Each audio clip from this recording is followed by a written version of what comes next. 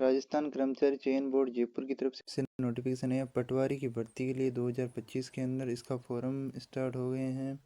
22 फरवरी 2025 से स्टार्ट है और 23 मार्च 2025 तक फॉर्म भरे जाएंगे। यहाँ पर दिया हुआ है दिनांक 22 फरवरी 2025 से 23 मार्च 2025 तक फॉर्म भरे जाएंगे। और आयु सीमा कितनी है यहाँ पर दी गई है और क्या क्या क्वालिफिकेशन है वो यहाँ पर दी गई है।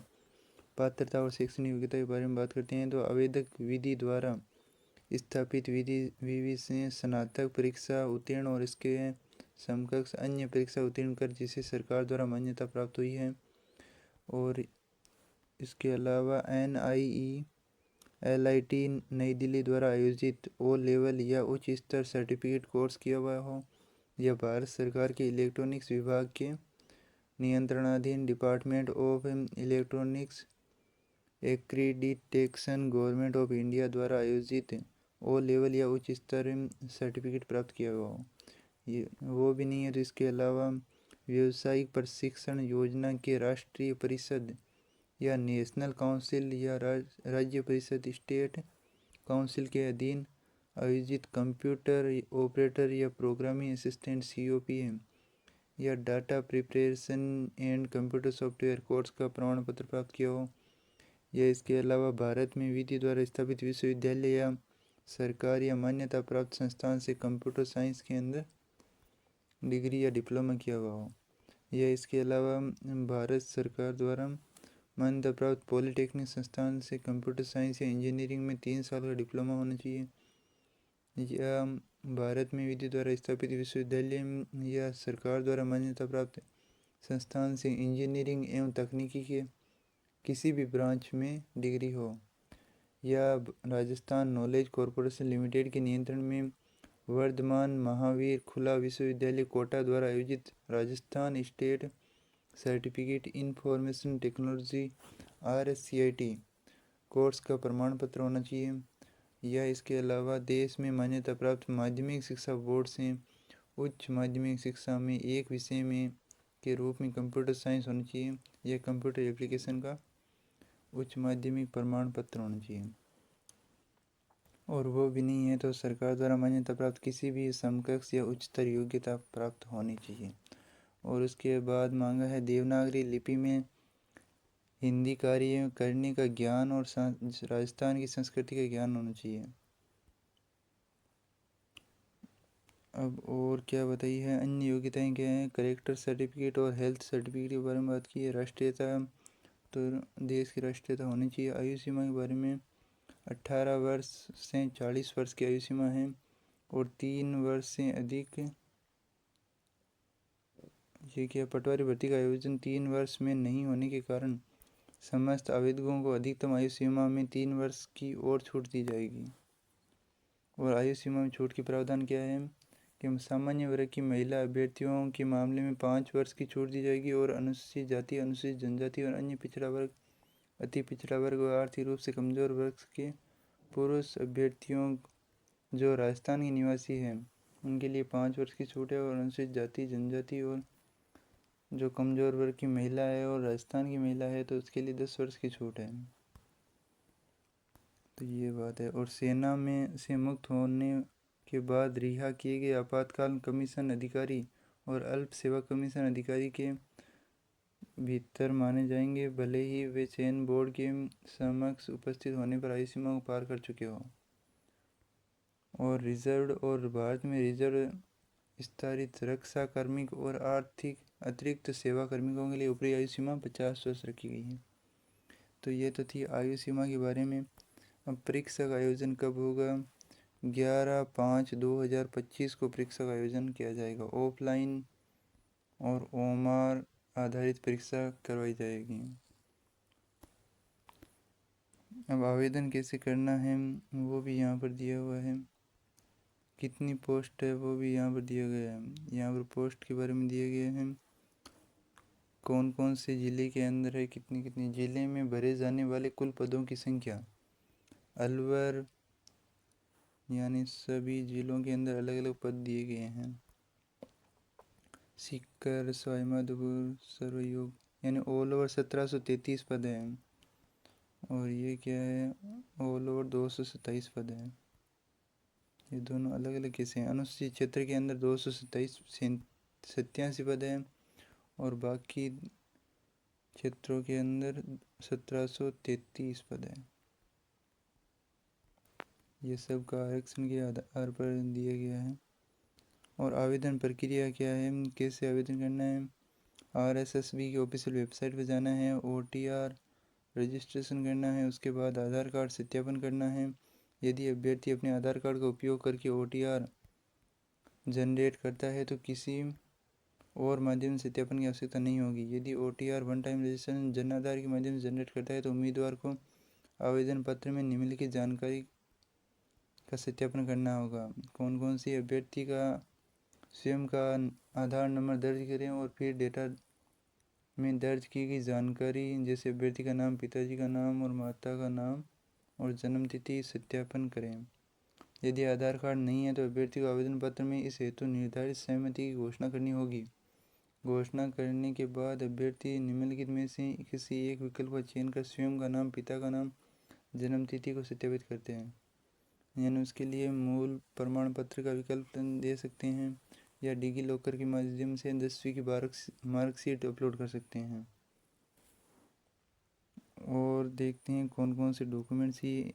पंजीकरण शुल्क कितना है यहाँ पर दिया गया। सामान्य वर्ग व क्रीमी लेयर श्रेणी के अन्य पिछड़ा वर्ग और अति पिछड़ा वर्ग के आवेदक के लिए 600 रुपये हैं और बाकी राजस्थान के OBC और SC ST वगैरह के लिए 400 रुपये हैं। दिव्यांगजन के लिए भी 400 रुपये हैं। पूर्व में एक बार पंजीकरण शुल्क OTR जमा करवा चुके अभ्यर्थियों से दोबारा शुल्क नहीं दिया जाएगा। वो तो बढ़िया ही बात है। और क्या दिया गया, वेतन के बारे में दिया गया है कि पटवारी पद हेतु पे मैट्रिक्स लेवल 5 का वेतन दिया होगा। शैक्षणिक योग्यता के बारे में बात कर ली अपने। नियुक्तिया की अयोग्यताएं क्या है, किनको आवेदन से बाहर कर दिया जाएगा। किसी भी ऐसे पुरुष आवेदक को जिसकी एक से अधिक जीवित पत्नी हो चयनित किए जाने या नियुक्ति के लिए पात्र नहीं होगा। किसी आवेदक को इस समय इस नियम की कार्यवाही से छूट दी जाती है यदि सरकार संतुष्ट हो कि ऐसा करने के लिए विशेष आधार है। वो तो छोड़ो। फोटोग्राफ अपलोड करने के बारे में यहाँ पर निर्देश दिए गए हैं कि फोटोग्राफ में विस्तार से अपलोड स्पष्ट नहीं होने पर आवेदन अस्वीकार कर दिया जाएगा। आवेदक को नवीनतम रंगीन फ़ोटो अधिकतम 1 माह पुरानी, ये तो बहुत बड़ी बात है, 1 माह पुरानी यानी 1 माह से ज़्यादा पुरानी नहीं होनी चाहिए। और मोबाइल एवं अन्य स्वयं रचित फ़ोटो का उपयोग नहीं करें। फ़ोटो की पृष्ठभूमि सफ़ेद या हल्के रंग की होनी चाहिए। फ़ोटो में आवेदक का चेहरा कम से कम 50% जगह घेरना चाहिए। फ़ोटो में आवेदक का चेहरा एवं सिर भी किसी भी कपड़े, छाया या बालों द्वारा ढका हुआ नहीं होना चाहिए। आवेदक का सिर, आँख और नाक, ठोड़ी स्पष्ट रूप से दिखाई देनी चाहिए। यदि आप चश्मा पहनते हैं तो फ़ोटो खिंचवाते समय चश्मा पहन सकते हैं लेकिन चश्मे पर चमक नहीं होनी चाहिए। आवेदक की फ़ोटो में काला या धूप का चश्मा नहीं होना चाहिए। फ़ोटो JPG प्रारूप में होनी चाहिए और इसकी साइज़ 3.5 × 4.5 सेंटीमीटर होनी चाहिए। फ़ोटो JPG के पिक्सल न्यूनतम 240 × 320 और अधिकतम 480 × 640 0.3 मेगापिक्सल होनी चाहिए। फाइल का आकार 50 KB से 100 KB तक होना चाहिए। स्कैन की गई फ़ोटो का आकार 100 KB से ज़्यादा नहीं होना चाहिए। परीक्षा के समय प्रवेश पत्र उपस्थिति पर लगी हुई फ़ोटो आवेदक से मेल खानी चाहिए, अन्यथा उम्मीदवार अयोग्य ठहराया जाएगा। और हस्ताक्षर अपलोड करने के बारे में भी जानकारी दी गई है कि आवेदक एक सफ़ेद कागज़ पर 7 सेंटीमीटर चौड़ाई और 2 सेंटीमीटर ऊंचाई के एक आयताकार बॉक्स के भीतर काले गहरे नीले रंग के पेन से हस्ताक्षर करें। और हस्ताक्षर केवल आवेदक द्वारा किया जाना चाहिए, अन्य किसी व्यक्ति द्वारा मान्य नहीं होगा।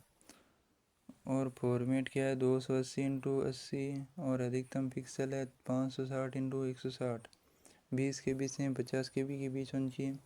विशेष टिप्पणी क्या है, कि परीक्षा के पश्चात संबंधित परीक्षा का प्रश्न पत्र बोर्ड की वेबसाइट पर अपलोड कर दिया जाएगा और प्रश्न की उत्तर कुंजी यानी आंसर की बोर्ड की वेबसाइट पर अपलोड की जाकर आपत्तियां आमंत्रित की जाएगी। प्रत्येक आपत्ति के लिए परीक्षार्थियों को निर्धारित तरीके से शुल्क 100 रुपये जमा करवाना होगा। अब है आवेदन करने में की संशोधन प्रक्रिया। बोर्ड द्वारा ऑनलाइन आवेदन में संशोधन हेतु कोई ऑफलाइन प्रार्थना स्वीकार नहीं की जाएगी। बोर्ड द्वारा विज्ञप्ति 14/7/2023 द्वारा यदि किसी अभ्यर्थी को अपने OTR में स्वयं के नाम, पिता, जन्मतिथि में लिंग में परिवर्तन करना है तो उसे सर्वप्रथम अपने आधार और जन आधार में परिवर्तन करना होगा। यदि कोई अभ्यर्थी अपने ऑनलाइन आवेदन में संशोधन करना चाहता है तो आवेदक द्वारा ऑनलाइन आवेदन भरे जाने के दौरान अवधि के दौरान अपने ऑनलाइन आवेदन में संशोधन किया जा सकेगा। आवेदक निर्धारित शुल्क 300 रुपये देकर ऑनलाइन आवेदन में संशोधन कर सकता है और ऑनलाइन आवेदन में अभ्यर्थी उन सूचनाओं को परिवर्तित नहीं कर पाएगा जो उसने OTR के समय दर्ज किए हैं, जैसे नाम, पिता का नाम, जन्मतिथि, लिंग इत्यादि को। शैक्षणिक योग्यता में प्रथम आवेदन में अंकित योग्यता को प्रतिस्थापित कर नवीन शैक्षणिक योग्यता अंकित करने पर अभ्यर्थी की शैक्षणिक योग्यता या पात्रता पर संदेह होने पर बोर्ड या संबंधित विभाग द्वारा मूल आवेदन या संशोधित आवेदन में अंकित प्रविष्टियों के आधार पर जांच की जाएगी। ऑनलाइन आवेदन में संशोधन करने का एक और अंतिम अवसर परीक्षा आयोजन से लगभग 1 माह पूर्व 7 दिवस हेतु ऑनलाइन आवेदन में संशोधन हेतु अवसर दिया जाएगा। आवेदन करने की प्रत्याशित प्रक्रिया क्या है? बोर्ड द्वारा उक्त विज्ञापन के माध्यम से शैक्षणिक योग्यता अर्थात संबंधित प्रमाण पत्र धारित नहीं होने के उपरांत भी अगर अभ्यर्थी द्वारा ऑनलाइन आवेदन भर दिया गया है अथवा किसी भी कारण से परीक्षा में शामिल नहीं होना चाहता है तो ऐसे आवेदकों को परीक्षा आयोजन से लगभग 1 माह पूर्व ऑनलाइन आवेदन पत्र प्रत्यारित करने हेतु 3 दिन का अवसर दिया जाता है। अब क्या है, आवेदन में गलत सूचना प्रत्यारित करने के विषय में परीक्षा की स्कीम यानी पाठ्यक्रम के बारे में दिया गया है सिलेबस।